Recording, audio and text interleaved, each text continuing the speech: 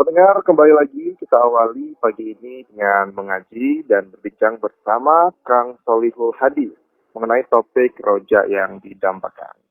Halo Kang Solih, selamat pagi. Selamat pagi. Ya, gimana kabar? Sehat Pak ya? Alhamdulillah kabar sehat selalu insya Allah. Ya. Ya Pak, langsung saja nih Pak mengenai topik kita pada pagi hari ini mengenai rojak yang didambakan. Baik. Bismillahirrahmanirrahim. Assalamualaikum warahmatullahi wabarakatuh. Alhamdulillah wa syukurillah ala kulli ni'amillah. Wassalatu wassalamu ala rasulillah sayyidina Muhammad ibn Abdillah. La hawla wa la quwata illa billah amma ba'd. Rabbi shrah li sadri wa yassir li amri wahlul 'uqdatam min lisani yafqahu qawli amin ya rabbal alamin. Allahumma shalli ala sayyidina Muhammadin al-Fatihi lima ughliqa wal khatimi lima sabaqa. Nasiril haqqi bil haqq wal hadi ila siratikal mustaqim wa ala alihi haqqa qadrihi wa miqdarihil 'azim. Para pendengar radio RRI Pro 1 Semarang dimanapun Anda berada, tak lupa juga kepada Mas Fian yang kali ini menemani kita di edisi pagi hari ini. Tetap sehat juga ya Mas Fian ya. Amin. Alhamdulillah. Baik, kita hari ini edisi kali ini adalah membahas tentang rojak yang didambakan. Kalau kemarin kita sedikit membahas tentang khauf, karena antara khauf dengan rojak itu hampir satu paket ya. Memang termasuk Imam Ghazali, termasuk aulia dari kalangan wanita, yaitu Robiah Hadawiyah pun juga mengatakan bahwa antara khauf dengan rojak itu hampir sama dalam artian tujuannya. Nah, sekarang kita akan sedikit membahas tentang rojak. Kalau dari segi pengertian, rojak itu kan bahasa Arab berawal dari kata roja. Ini berarti sebuah perasaan berharap ya. Tapi perasaan ini gembira menanti ya. Jadi atau berharap sesuatu yang disukai. Jadi dia punya keinginan, punya tujuan, sesuatu yang diinginkan ya. Tetapi itu masih dalam pengharapan. Nah, angan-angan. Nah, kemudian kalau kita masukkan ke dalam pengertian istilah syariat ya, roja itu berarti sebuah perasaan gembira akan karunia Allah yang telah diberikan kepada kita dan berharap mendapatkan pemberiannya. Ini masih dalam kategori perasaan gembira yang ingin mendapatkan karunia dari Allah. Jadi masih tetap dalam kategori pengharapan. Nah, dari pengharapan inilah yang kemudian disertai dengan ya sikap percaya ya, prasangka baik atau percaya akan kebaikan Allah Subhanahu wa taala. Dengan sikap roja, hati seseorang akan terbimbing melangkah ya, akan terbimbing melangkah satu demi langkah sampai negeri yang ya diidam-idamkan atau diinginkan, yaitu alam yang paling diinginkan atau tempat yang paling diinginkan, yaitu surga Allah Subhanahu wa taala. Ini secara pengertian roja secara syariat, istilah syariat. Lalu kemudian kalau kita masukkan ke dalam grammatical ya, atau bahasa ya. Jadi secara terminologis ya, atau terminologi, raja itu bisa diartikan sebagai suatu sikap mental optimis ya. Optimisme kita dalam memperoleh sebuah karunia dan juga nikmat dari Allah Subhanahu wa taala. Jadi optimis atau sikap mental yang optimis dalam menerima ya, dan juga memperoleh karunia dan juga nikmat ilahi yang memang disediakan untuk kita, orang-orang yang yakin bahwa dalam hatinya adalah manusia-manusia yang soleh ya. Kemudian ada salah satu tokoh kita, yaitu Imam Qushayri, mendefinisikan roja sebagai keterpautan hati kepada sesuatu yang diinginkannya, yang terjadi ini di masa yang akan datang nanti. Jadi adanya keterpautan hati kepada sesuatu yang diinginkan, yang nanti akan terjadi di masa yang akan datang. Ini seperti halnya khauf ya. berkaitan dengan apa yang akan terjadi di masa yang akan datang. Bedanya kalau roja itu kan keinginan, ingin memperolehnya. Nah, sementara kalau khauf adalah sesuatu yang dihindari atau perasaan takut akan masa depannya. Ya, tapi khaufnya ini kembali kepada masa depan yang digariskan oleh Allah Subhanahu wa taala. Sementara kalau roja itu adalah sebuah keinginan yang diimpi-impikan ya. Jadi makanya kita temanya adalah roja yang didambakan. Sesuatu yang diinginkan oleh seseorang hamba Allah yang nanti akan terjadi di masa yang akan datang. Dan tentunya keinginan-keinginan itu biasanya identik dengan hal yang indah. Nah, karunia-karunia yang indah yang menjadi dambaan dari setiap insan yang soleh. Kan gitu. Kemudian kalau ada salah satu tokoh juga yang seperti Ibnu Qayyim ya, di dalam kitab Madarijus Shalihin. Jadi orang-orang yang mengerti telah bersepakat ya bahwa roja tidak akan sah kecuali jika dibarengi dengan sebuah amalan. Nah, amalan itu apa? Amalan yang dikatakan atau yang selalu bersamaan dengan orang yang roja, yang sedang roja adalah ibadah yang luar biasa. Penghambaan dia kepada Allah yang luar biasa. Kemudian dia juga rajin beramal. Ya.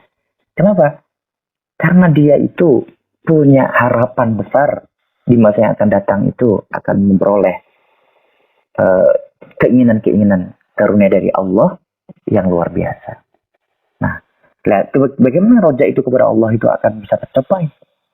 Yang pertama adalah dengan dia melihat karunia-Nya, kenikmatannya, dan kebaikan-kebaikannya terhadap hambanya yang sudah terlihat ini, yang sudah terlihat di depan mata.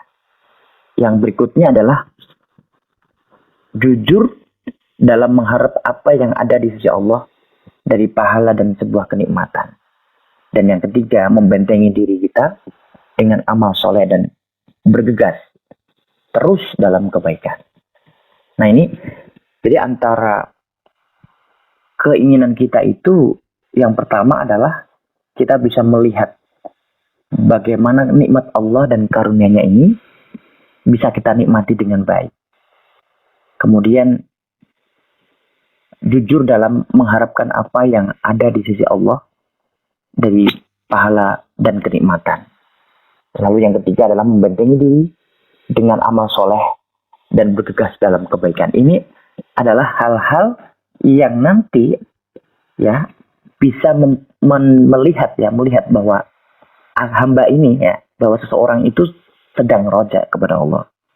Jadi dia tuh selalu ingin menjadi yang terbaik, melakukan aktivitas-aktivitas yang tidak pernah mungkin yang sebelumnya tidak pernah dilakukan, tapi hari ini sangat dilakukannya ya demi mengharapkan karunia Allah yang luar biasa tadi. Nah, lalu Ibnu Qayyim juga mengklasifikasi yang namanya roja. Roja itu dibagi menjadi 3 bagian ya. Di antaranya adalah roja yang benar dan terpuji akhlaknya. Kemudian yang kedua adalah roja yang menjadikan pelakunya terpuji gitu kan.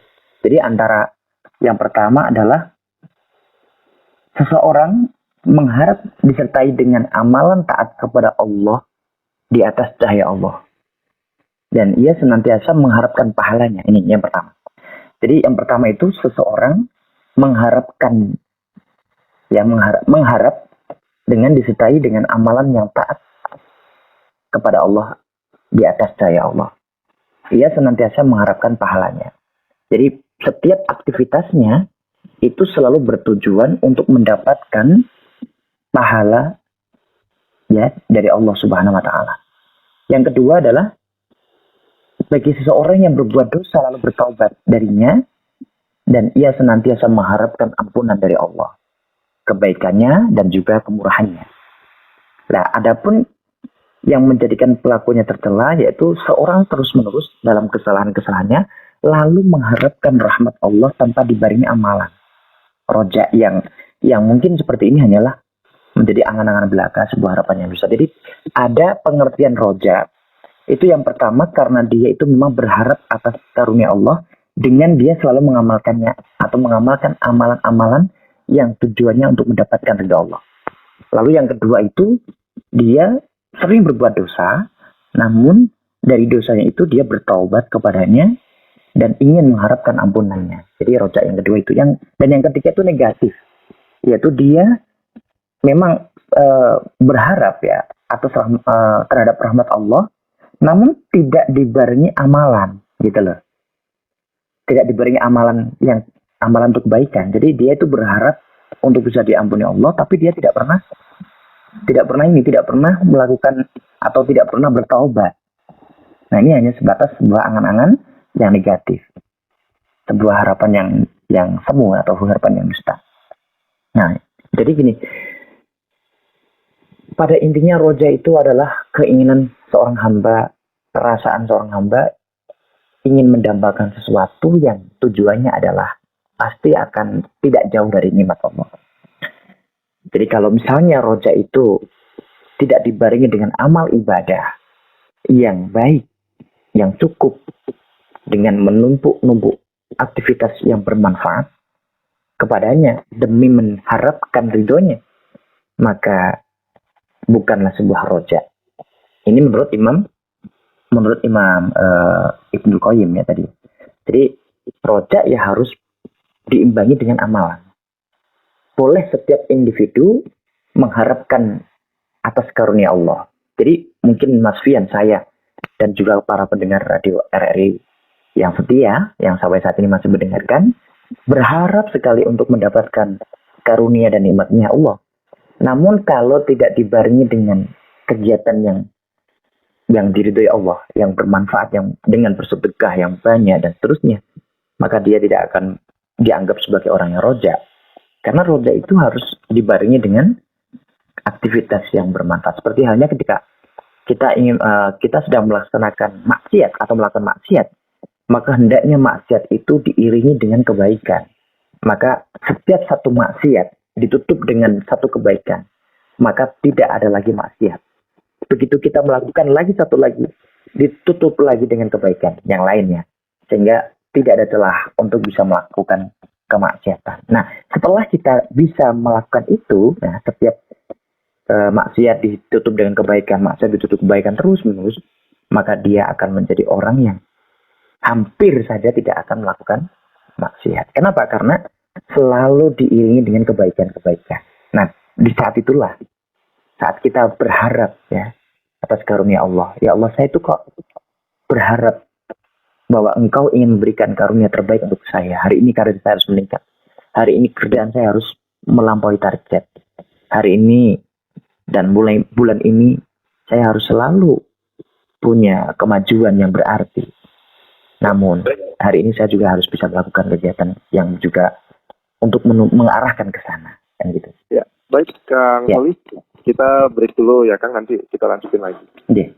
Buat Anda pendengar yang mau bergabung lewat telepon, nanti bakalan kita tunggu ya setelah yang satu ini. Islam mengajarkan prinsip-prinsip kehidupan kepada manusia, mulai dari hal yang terkecil hingga paling besar. Seperti halnya saat masuk toilet. Dari Imam Abi Hamid Muhammad bin Muhammad Al-Ghazali menjelaskan, saat masuk toilet, hendaknya dahulukanlah kaki kiri ketika masuk toilet dan mendahulukan kaki kanan ketika keluar. Kemudian jangan membawa sesuatu yang di dalamnya adalah asma Allah dan juga Nabi ataupun Rasulnya. Ketiga, saat masuk, hendaknya dalam kondisi kepala memakai penutup, bisa kopiah ataupun sejenisnya, dan memakai alas kaki.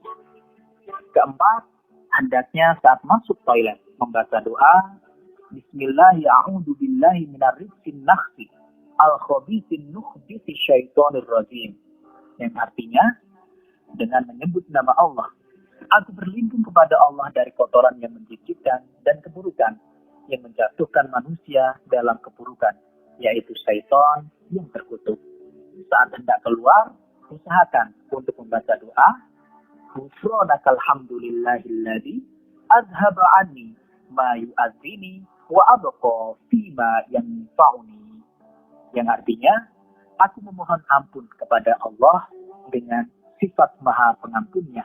Segala puji hanya milik Allah yang telah menghilangkan sesuatu yang berbahaya dariku dan menyisakan apa yang bermanfaat bagiku.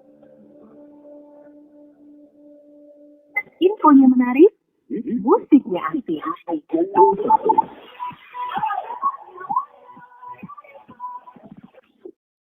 Pendengar, kembali lagi masih bersama saya Afian, masih di Lingkar Semarang Pagi. Pendengar, kita juga masih bersama Kang Hadi mengenai rojak yang didambakan. Ini sudah ada penelpon yang masuk, langsung kita angkat ya Kang ya. Iya. Halo, Assalamualaikum. Waalaikumsalam. Dengan siapa ini Pak? Afian, Iya Pak. dengan pendatang baru stok lama. Iya Pak. Siapa ini? Assalamualaikum Kang Soebul Hadi. Waalaikumsalam Ya, warahmatullahi silakan wabarakatuh. pertanyaannya, Pak.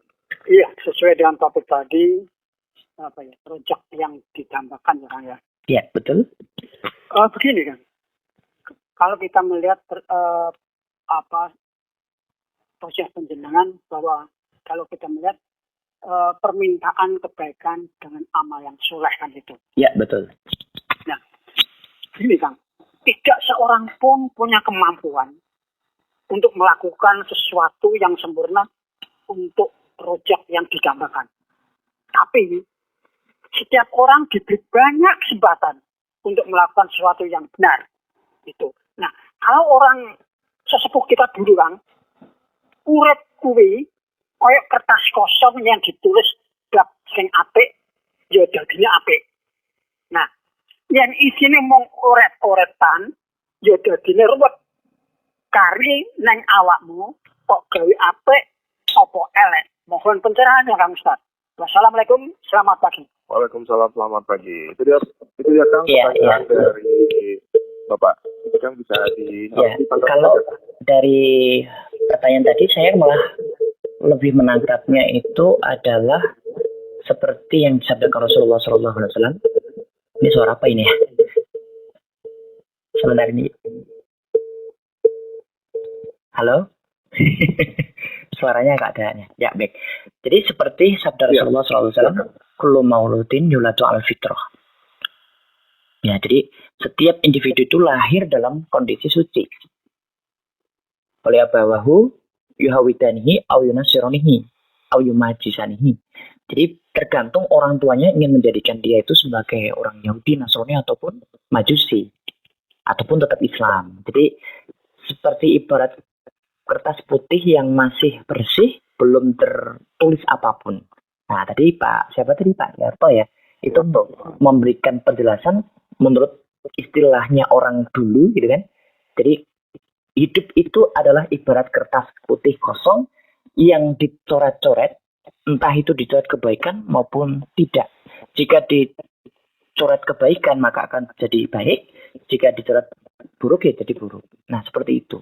Itu adalah manifestasi daripada kullu mauludin yuladu al fitrah. Tetapi roja memang itu selalu diharapkan atau dilakukan oleh setiap individu muslim. Nah, jadi roja itu identik dengan kebaikan, keinginan yang ideal. Ya, keegoisan hati seorang hamba ingin memperoleh yang terbaik darinya, gitu ya, darinya Allah. Apa? Ya tentunya adalah level tertingginya adalah surga, ridhonya Allah dan surga. Maka dia akan berusaha keras untuk melakukan aktivitas yang dapat mengantarkan dirinya menuju sana gitu. Nah, orang-orang yang bisa memperoleh itu adalah dia pun juga punya rasa khauf. Nah, gitu ya.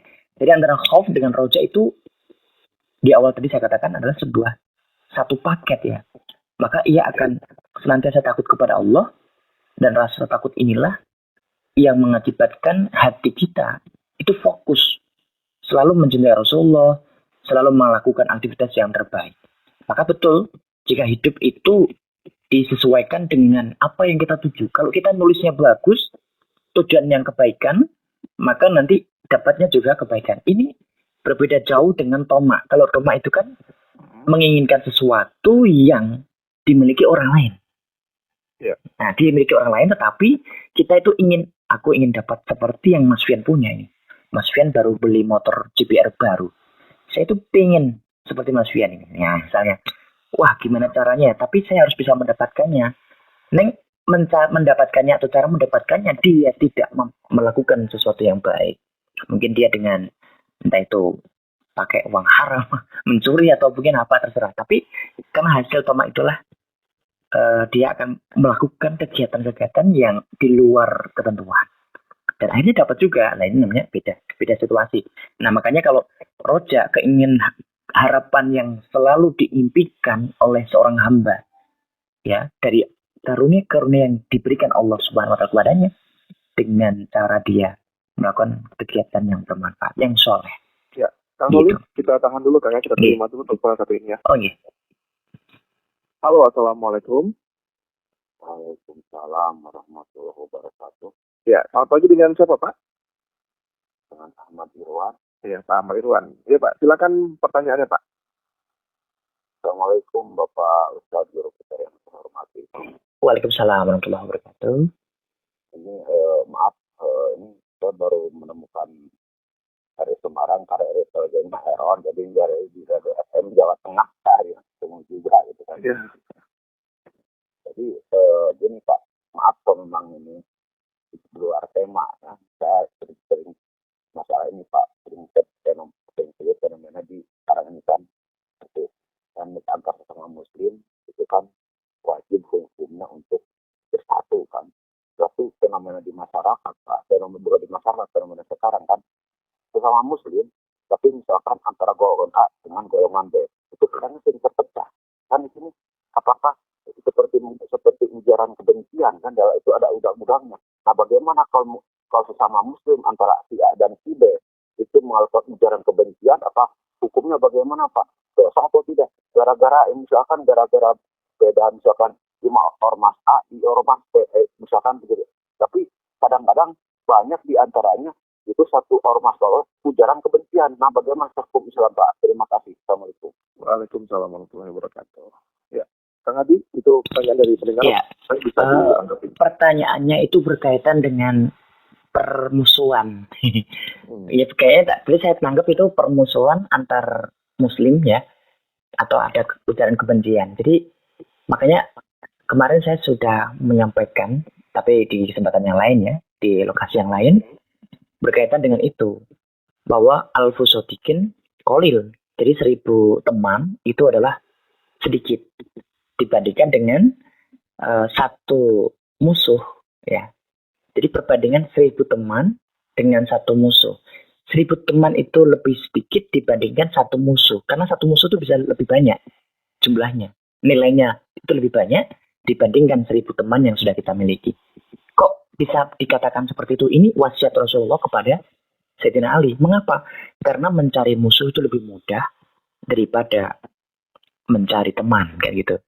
Jadi lebih baik media sosial, khususnya WhatsApp ini ya, itu dimanfaatkan untuk memperbanyak persahabatan, bukan justru menjadikan kita atau dibuat sebagai sarana untuk ujaran kebencian dan permusuhan. Karena kalau kita sampai menggunakan itu untuk ujaran kebencian dan juga permusuhan, maka tidak ada beda dengan orang fasik. Kenapa? Karena mencari teman yang soleh itu tujuannya untuk mendapatkan syafaat dari Allah. Jadi ada sebuah kisah dulu, seorang muslim ya, waktu di dunia itu dia soleh, yang satunya nggak begitu soleh. Nah ketemu di akhirat. Ini cerita yang disampaikan oleh Rasulullah SAW yang diriwayatkan oleh Anas radhiyallahu an.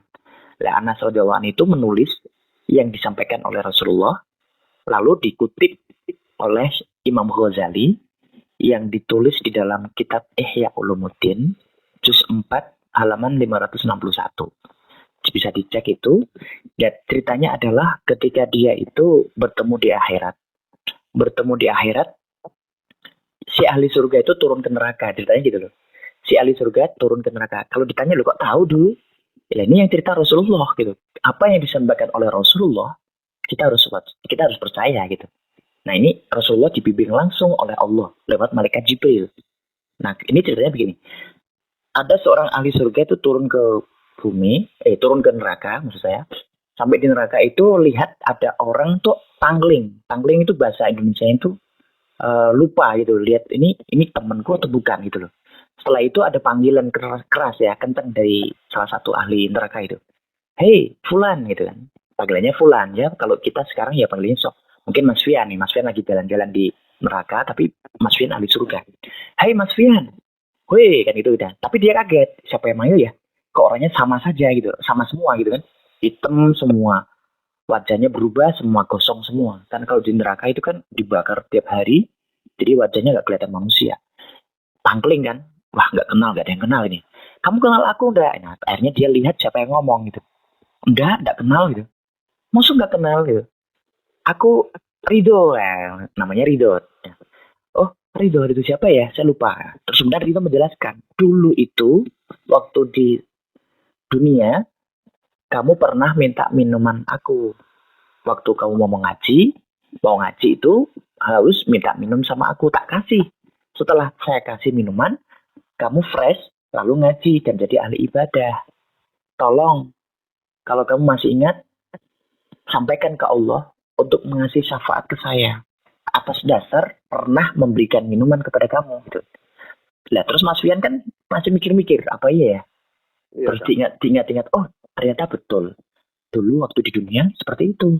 Ya udah langsung aja sowan ke Allah, sampaikan apa yang diinginkan oleh si Ridho tadi. Ya Allah, ada ahli neraka namanya Ridho, teman saya dulu di dunia. Dulu pernah ngasih minum saya waktu saya masih belajar, dan ketika saya belajar setelah dapatkan minuman dari Ridho tadi, saya jadi paham ilmu agama, menjadi ahli ibadah, menjadi ahli taat, dan dekat denganmu sehingga aku bisa masuk surgamu ini. Bagaimana, apakah dari gara-gara minuman tadi, bisakah dia itu bisa masuk ke surga untuk mendapatkan syafaatmu? Lalu Allah menjawab, iya bisa gitu. Lalu langsung dia di sana disuruh menunjukkan mana orangnya gitu. Sama Malik dan Ridwan itu bekerja sama mencari yang namanya Ridho tadi. Oh itu loh orangnya yang kemarin ngomong sama saya. Langsung aja diambil, dimandikan ke Telaga Kausar, lalu masuk ke surga. Ini karena apa? Karena teman di dunia ya itu ternyata bisa memberikan syafaat, tapi atas dasar kebaikan yang telah diberikan gitu. Jadi antar teman itu saling baik. Lah kenapa dengan kesempatan semacam itu justru kita lebih suka untuk mencari permusuhan, mencari musuh gitu. Jadi maka dari itu ya saran ini nih mungkin di luar tema ya. Siapapun yang mendengarkan ya, para sahabat pendengar radio RRI Persatu Semarang ya, mungkin sedang lagi basah, lagi jogging dan seterusnya, jika ada perasaan yang suka mencari lawan atau mencari musuh, hindarkan karena itu tidak manfaat. Karena apa? Yang pertama, menggerogoti diri sendiri di dunia, kesehatan juga tergerogoti. Yang kedua, tidak ada kesempatan untuk mendapatkan balasan budi ya dari teman yang kita baiki gitu. Karena apa? Karena ternyata kebaikan sekecil apapun, kebaikan dengan teman itu ternyata bisa kita bawa sampai di akhirat nanti.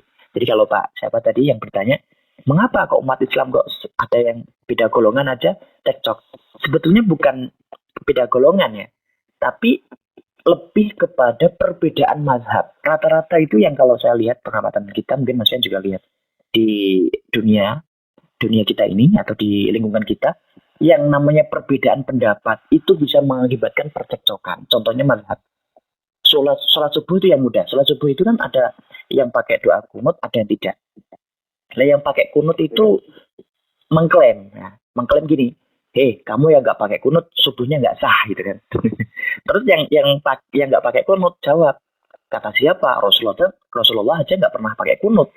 Berarti kamu yang nambah-nambahi, sholatmu yang nggak sah gitu kan. Akhirnya ada satu orang lagi yang bilang, kenapa sih kalian yang satu pakai kunut, yang satu nggak pakai kunut, saling salah-salahan? Berarti yang kalau pakai kunut masuk neraka, yang nggak pakai kunut juga masuk neraka. Berarti kalian sholat subuh masuk neraka semua dong gitu. Ya udah kalau gitu saya nggak usah sholat subuh gitu. Karena sholat subuh aja masuk neraka, malah jadinya kacau balau gitu. Padahal itu hanya perbedaan mazhab. Yang pakai kunut itu ya Imam Syafi'i, ya Kalau yang nggak pakai kunut ya Imam Hanafi.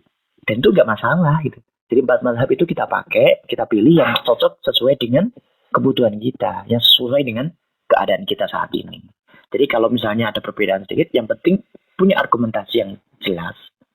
Imamnya juga tahu siapa dan benar, itu udah nggak masalah. Jadi nggak usah ada bahan untuk bercekcok loh. Silakan buka kitab Bidayatul Mujtahid. Di dalam kitab Bidayatul Mujtahid itu dijelaskan secara gamblang perbedaan mazhab. Sehingga kita kalau misalkan ada sedikit berbeda, masalah sedekap sholat aja beda aja masalah. Gitu. Ada yang sedekapnya naik ke atas, ada yang ke bawah, ada yang nggak sedekap sama sekali. Karena gini, lah kenapa nggak sedekap Pak? Ya kalau sedekap begitu salah, jadi salah bingung saya. Nah itu, ini masalah juga. Jadi artinya tidak ada alasan bagi umat Islam untuk saling bermusuhan. Kenapa? Karena perbedaan hanya segi syariat ibadah itu hanyalah sebuah variabel kecil ya. Jadi al-muslimu lil muslimi kalbun yang yasudu ba'du ba'du. Antar muslim satu dengan yang lainnya itu adalah seperti bangunan yang antar satu dengan yang lainnya itu adalah saling menguatkan. Jadi kalau ada struktur bangunan yang lemah salah satunya, maka akan menjadi roboh dan nanti akan berdampak sampingnya juga ikut roboh. Maka harus saling menguatkan kan begitu. Jadi tidak ada alasan bagi kita sebagai umat Islam harus selalu berharap sesuatu yang terbaik. Rojak lah. Amal kita ingin ridhonya Allah, kita ingin surganya Allah. Tapi kita tidak mengamalkan apapun, tidak beraktivitas kebaikan, tidak beramal soleh. Ya buat apa gitu. Jadi cita-cita seperti halnya kita punya cita-cita untuk masa depan kita, sementara kita nggak pernah berupaya. Hari ini kita nggak pernah berupaya, bagaimana cita-cita besok kita bisa terwujud? Kan nggak mungkin termasuk yang gitu. Ya kalau kita ngasih tahu adik-adik kita, anak-anak kita kan, kamu mau apa? Saya ingin jadi dokter. Ini urusan dunia ini. Lah jadi dokter tapi dia kalau pagi tidur, nggak pernah berangkat sekolah, belajar aja nggak pernah, ngejaga tugas nggak pernah. Itu mau jadi dokter apa? Nggak mungkin. Pak, saya ingin jadi polisi. Ya silakan. Aktivitas-aktivitas kamu yang untuk mendorong supaya kamu bisa menjadi seorang polisi.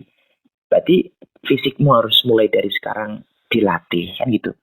Keterampilanmu dilatih, kemudian cara pandangmu sebagai orang yang mencintai NKRI pun dikuatkan. Jadi P5-nya itu dikuatkan. Sekarang kan ada P5 itu di sekolah itu.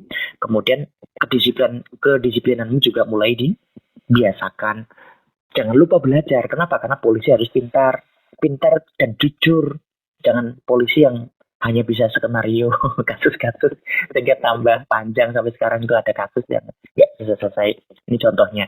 Jadi mulai dari sekarang dinasihati, dibimbing, dan diarahkan yang benar supaya dia itu keinginannya, cita-citanya ingin mendapatkan atau ingin menjadi seorang polisi misalnya, itu bisa terwujud menjadi seorang polisi tapi diupayakan mulai dari sekarang. Ini contohnya. Jadi kalau misalkan kita beroja, kita ingin mendapatkan ridho Allah, kita ingin mendapatkan surganya Allah, kita ingin mendapatkan kebaikan dunia seperti doa yang selalu kita panjatkan bahkan anak kecil pun hafal, yaitu Rabbana atina fid dunya hasanah wafil akhirati hasanah wa qina adzabannar. Dari doa itu maka sekarang pun kita mulai, karena kalau kita berharap kebaikan dunia sekarang, maka yang ada adalah setelah kita minta barulah kita akan mendapatkannya. Harapannya begitu. Kita siapkan. Jangan hanya akhirat saja, tapi juga dunia dan akhirat. Jangan hanya dunia saja, tapi akhirat juga dilakukan. Dunia melulu, harta melulu, dunia melulu, harta melulu dilakukan. Tapi melupakan akhirat. Ini masalah. Tapi kalau akhirat saja, akhirat melulu, ibadah melulu, dunia terlupakan, ya hidupnya akan merana gitu. Karena tidak sesuai dengan i'malidinnya ka'annaka ta'insyu abada wa'mal li akhiratika ka'annaka tamutu ghadan. Jadi lakukan kegiatan dunia sekarang, hari ini, dan lakukan terus seolah-olah kamu hidup selamanya. Jadi profesional lah. Kerja terus. Kayak kita di situ terus walaupun mungkin sementara gitu. Misalkan, wah saya sementara kerja di pasar ini. Tapi kita maksimalkan karena seolah-olah kita itu memang kerjanya ya di situ gitu. Padahal besok pindah kan. Tapi jangan lupakan akhirat karena mungkin saja besok mati. Ya udahlah kita ibadah terus. Habis kerja capek kemudian kita ibadah terus. Besok kan mati. Padahal belum tentu juga mati, tapi kita lakukan itu. Kenapa? Karena hidup ini hanya satu yang kita inginkan dari Allah, ridhonya. Projek kita yang paling tinggi adalah keinginan kita untuk memperoleh yang namanya ridho Allah Subhanahu wa taala. Selain ridho itu, dari ridho itu kita akan mendapatkan apa yang akan kita inginkan. Karena Allah sudah ridho dulu. Mau dikasih surga, mau dikasih nikmat dan seterusnya. Ya, baik. Ya, baik Kang Soli. Ini terakhir mungkin ini Pak ya, pertanyaan dari pendengarnya dari Aden Kudus. Okay. Assalamualaikum Pak Ustadz. Jika kita bersikap roja di dalam menunggu terkabulnya suatu hajat, apakah akan selalu ada ujiannya Pak untuk menguji keimanan kita? Mungkin sekalian untuk closing ya Kang ya, silakan Kang. Ya.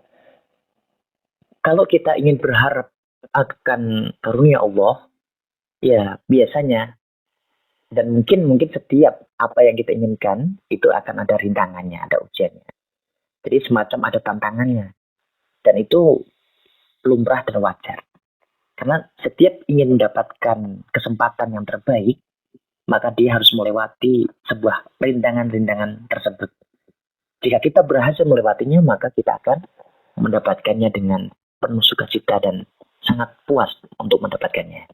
Kenapa demikian? Karena usaha tidak akan mengkhianati hasil, atau kebalikannya. Hasil tidak akan mengkhianati usaha.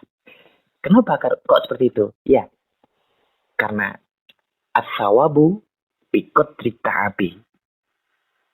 Sebuah upah itu berdasarkan dari kesulitannya dia mendapatkannya. Semakin sulit dia melakukannya, maka semakin besar dia akan mendapatkannya.